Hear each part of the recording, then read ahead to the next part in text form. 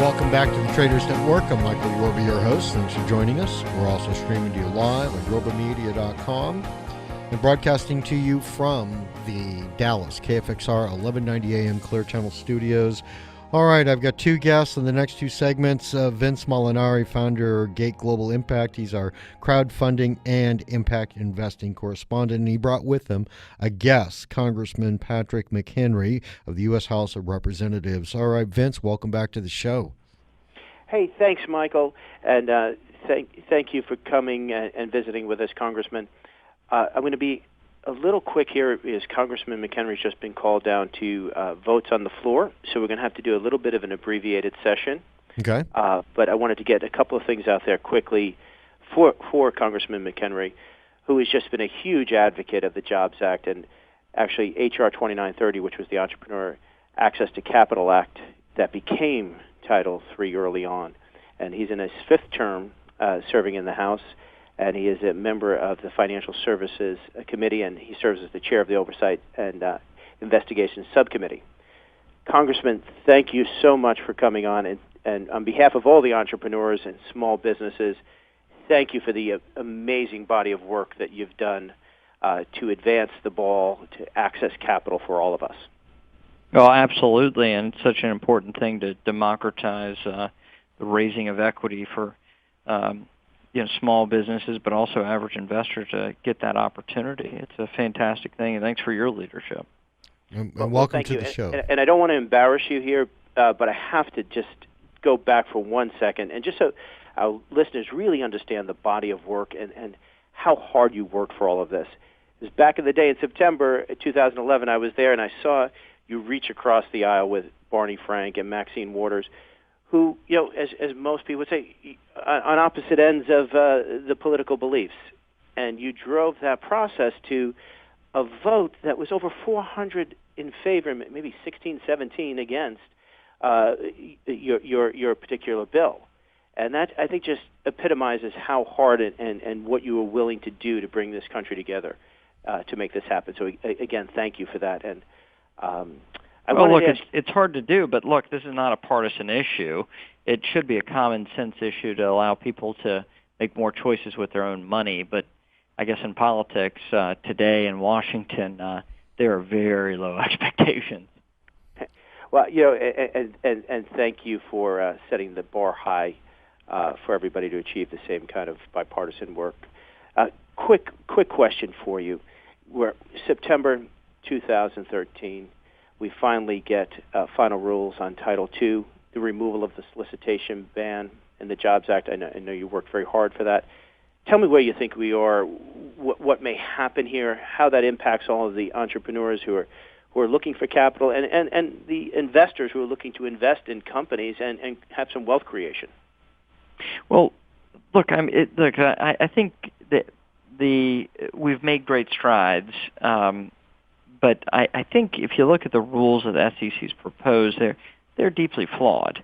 So I think what I'm going to drive forward with is trying to get a legislative fix to ensure that we can actually have better rules coming out of the SEC. In the meantime, this will at least start the discussion. And my hope is that we can have some small dollar issuances that come about as a result of the SEC rules and the law that we're able to get passed. But I do think that long term, we're going to have to push forward with a directive from Congress and a new law to fix the challenges that are a result of the flaws in the current SEC proposal. Congressman McHenry, let me jump in there for just a second and bring you out a little bit on this one. Better rules, what kind of improvements do you think that we need to make in regards to this body of work? Well, the portal liability issue, saying that basically portals would be responsible for the issuer conduct, and you put the SEC and the compromise law that came through the Senate and the Jobs Act when it comes to crowdfunding, it has a flaw in that the portal carries the liability, but they're limited in policing the issuers who come through their portal. So we're holding them liable, but we're not giving them the tools to hold people to accountable. We also, in the SEC rules, also say that portals cannot refuse those who wish to participate in their portal, meaning that they can't even police folks and say, no, you're not allowed. And then another component of this is that we basically have created a donut hole, if you will, in terms of how much money folks will have to raise. If you raise $501,000, you have to have audited financials. But if you raise $499,000, you won't have to have audited financials. So what you're going to see is folks that want to reasonably raise, $520,000. They'll go out and raise $800,000, just to throw out a figurative notion here. And so they're going to have to raise more based on additional regulatory burdens. Those are three examples of the things I'd like to fix with the new law, and that's my long-term push. Mm-hmm. Thank you very much. Now, Vince, I know you've got a whole litany of questions for the Congressman. Please go ahead. Well, I think, speaking of that, Congressman, how does our listeners, how do they engage? How can they help the process? And I think part of this program is really to create education and awareness and make people aware and take part in this process to help effectuate this democratization of capital formation. Well, first of all, I mean, the value of crowdfunding is that you could have small dollar issuances, meaning a small business can sell equity in themselves and do so through the power of the internet. That's a beautiful and wonderful thing. Now, so that is a great opportunity. The structure that in writing laws, we direct the regulatory agency in charge, in this case the Securities and Exchange Commission, to write rules on enforcing that law. Now, the SEC was given some latitude, and I think they've taken that latitude in a flawed way. And so it is important that folks that are interested in this issue read up and contact the Securities and Exchange Commission to share their perspective and their views on this, especially if they're in this area or have expertise in the area of either the power of the internet and e-commerce or in securities law and regulation. Or if you're a small business that wants to participate and take part in this, and you see flaws, you should communicate with them, as well as my office. And you can find me online at mchenry.house.gov is my website, and communicate with us via that means as well. That's good. Gentlemen, we've got about a minute and a half left in the interview. I know you've got a Congressman, I know you've got to run to do a vote. Will you be able to sit with us for the next segment, or do you have to take off now? No, unfortunately I have to take off. We've got 0 time remaining and 135 members who haven't voted yet, so I've got to get upstairs to vote. All right. Well, I wish you the best, and thank you so much, and I do want to extend an invitation for you to come back. Thanks, Michael. I really do appreciate it. Really appreciate the value you give to listeners, and it's a fantastic thing when folks are more informed and engaged when it comes to the markets and all that's going on in this great world of ours. Well, Congressman, thank you so much. We're honored to have you today. Thank you. Thanks. Certainly appreciate it, Vince, and all that you do. Y'all have a good afternoon. You too. Thank you. Vince, you're going to be able to stick with us for another segment? You're stuck with me. Okay, good. All right, well, let's take a break right now. But before we go, give everybody your contact information, because this is a close ally of yours, Congressman Patrick McHenry. And maybe people can reach out to you if they didn't get his email contact. Absolutely. Come to gateglobalimpact.com. You can access me right there, or themolinari at gateglobalimpact.com, my direct email. And here's a great thing if I've got 10 seconds. Yeah. As a result of the great work that Congressman McHenry did and many of the other legislators, we as Gate Global Impact are going to take advantage of Title II of the Jobs Act, and we are going to launch our own private placement Reg D 506 offering, and we're going to use all the mechanisms that are now put in place. Can we talk about that on the next segment? Absolutely. Okay, all right, let's do that. We'll take a break right now, and we'll come right back with Vince Molinari of Gate Global Impact. And special thanks to Monk Media and 1-800-PublicRelations.com for all their media and PR support. We'll be right back with Vincent Molinari, founder and co-founder of Gate Global Impact. Welcome back to the Traders Network. I'm Michael Yorba, your host. Thanks for joining us. We're also streaming to you live on yorbamedia.com and broadcasting to you from the Dallas KFXR 1190 AM Clear Channel studios. All right, with me is Vince Molinari, founder of Gate Global Impact, gateglobalinmpact.com. All right, Vince, that was a great interview. Thank you so much for bringing the Congressman, Patrick McHenry, onto the show. That was really, really good stuff. Well, thank you, Michael. I was delighted, and unfortunately, as House votes go, it came right into our second portion or our second segment here. But again, thrilled that we had the Congressman. I was wondering, Michael, if I could take a step back just to emphasize for the listeners a little bit of really what was accomplished and what Congressman McHenry helped start with the Jobs Act. Please do. Yeah, so when we talk about this innovation, and Congressman McHenry, along with Congressman Schweikert early on, were the first to talk about disruptive finance and innovation around finance. And really what it was all about is how do we move capital to our entrepreneurs and our small businesses so that they can grow, job create, and add to our economy. On the other side of it, when we talk about the democratization of capital formation, it's what we believe strongly in at Gate Global Impact. It's really the ability to have individual investors, both accredited and non-accredited by SEC guidelines of what that means. We can go into that. But giving them access to invest their dollars as they see fit in private companies, but also having investor protection around it. So that's a massive change. And to think about, if you dial this back a little bit, to the fall of 2011, we're in a presidential election cycle. Yep. And here was a Republican from North Carolina who managed to get 407 votes in favor of this legislation and only 17 against. Very few times in recent history have we seen that kind of bipartisan work. And I think as Congressman McHenry said, this is about not being partisan. This is about America, and this is about moving our country forward.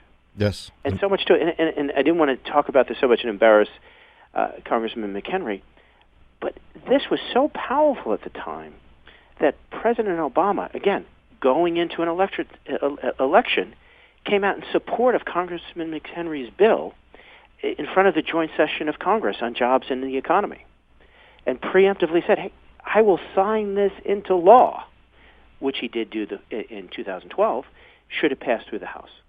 So it was really just amazing milestone in U.S. history as we have changes of 80 years' worth of securities law. Yes. And I just wanted everybody to appreciate that a little bit. Definitely. Well, anybody who's a capitalist is definitely cheering you on, and from here too, because this is great work that Congressman has done, and you work closely with him. So it's not like he did it by himself. There's a whole group of people that are heading in the right direction. I think that's what America really wants to know about, that there are good people up there doing things that are actually going to create commerce for all of us, not just a few. And I couldn't agree with you more, Michael. And again, at Gate Global Impact, it's about how do we have that job creation, how do we deliver a positive impact, how do we make money and do good at the same time. Which is another part of what you do. Can you bring that out? Well, we've really taken the view, Michael, that as you look at rate of returns, and we can define those in percentages at any time on our rate of return, but we believe the future is evolving to another portion of the rate of return. It's that triple bottom line portion. It's the economic, it's the environment, it's the societal deliverance of good as well. And if you can combine that, and we can begin to measure how much clean water was delivered, how much carbon reduction, how much job creation, how much education was done, alongside getting that real rate of return. What a magnificent way to invest our capital and deliver good.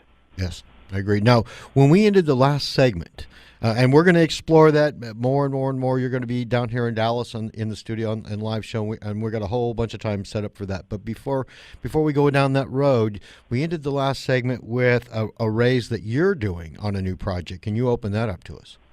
Well, it's actually beyond the new project.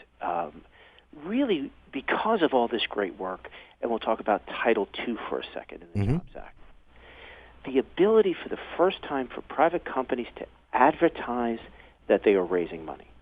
You couldn't do that just 6 months ago. It wasn't until September 2013 when the SEC wrote the rules that govern Title II as part of the passage of the Jobs Act. We believe that is a paradigm shift in the distribution of securities and how individual investors and institutions can begin to invest. So we as Gate Global Impact, because we believe so strongly in that, are going to go out and raise money for our own company using this new paradigm of being able to advertise.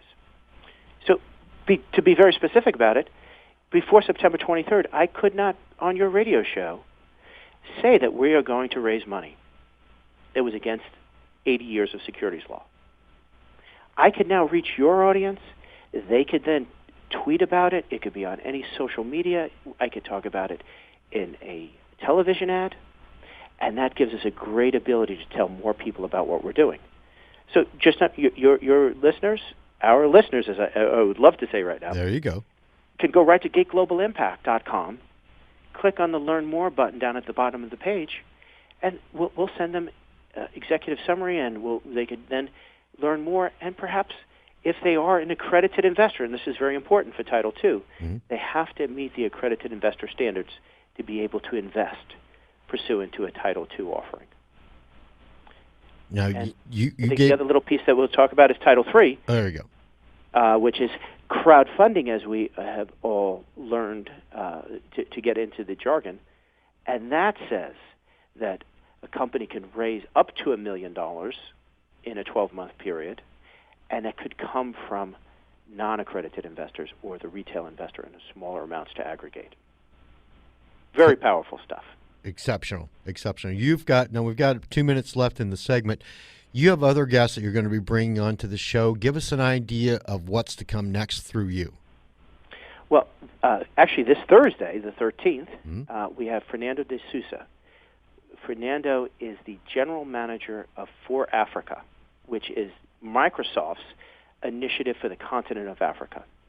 He's going to come on and he's going to talk to us about how they're delivering good, how they're deploying capital within the continent to help alleviate poverty, educate, create commerce, how we as Gate Global Impact are going to work with them to try to bring diaspora communities to invest directly into those projects, and whether those individuals are in the U.S. or other parts of the world, to create a mechanism for that capital to flow. And the week after that, we have Daniela Foster, amazing, innovative entrepreneur. Daniela is the Director of Public-Private Partnerships at the U.S. State Department, and she oversees 165 countries that are doing partnerships to create commerce. Now, you also have inroads into the United Nations, I understand, too? United Nations Global Compact is an official partner of Gate Global Impact. We are becoming their execution hub for what they're calling action hubs. They're setting up specific portals around clean water, social business, women empowerment, and we will be the technology to partner with them to execute those securities transactions. All right. So we are thrilled, and we'll bring a senior representative in the United Nations Global Compact on the show in the coming weeks as well. Perfect. We've got to end it there. Vince, thanks so much. We'll talk to you soon. Thank you, Michael. My pleasure. And special thanks out to 1-800-PublicRelations.com and Monk Media for all their PR and media support. We'll be right back with another hour of the Traders Network.